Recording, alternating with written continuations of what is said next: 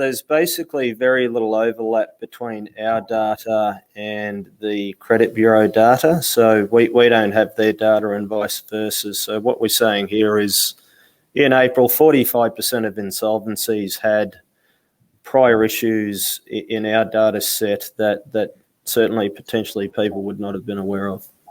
Any comment on that, Bruce?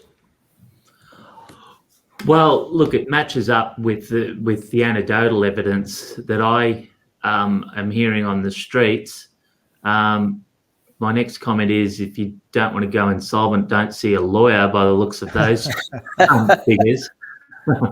And the third thing is that Patrick's spot on with that ability that he has to collect the data that shows that the insolvent company doesn't just have a judgment against them, but they're trying to sue somebody, which means that they've got a debt outstanding, and all of those things come into play.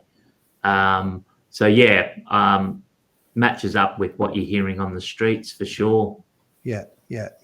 I mean, look, I wonder, I mean, just without going sort of too heavily into it, but it does the fact that, Bruce, if there is public data on a court action against a company, are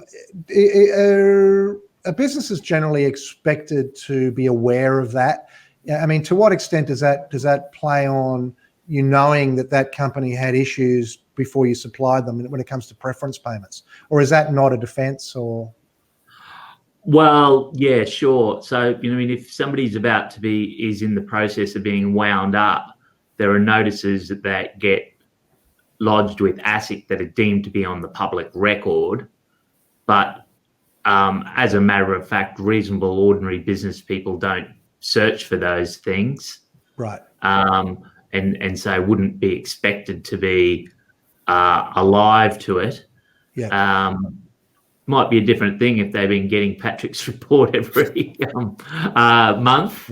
Then they should be expected to know about it. But yeah.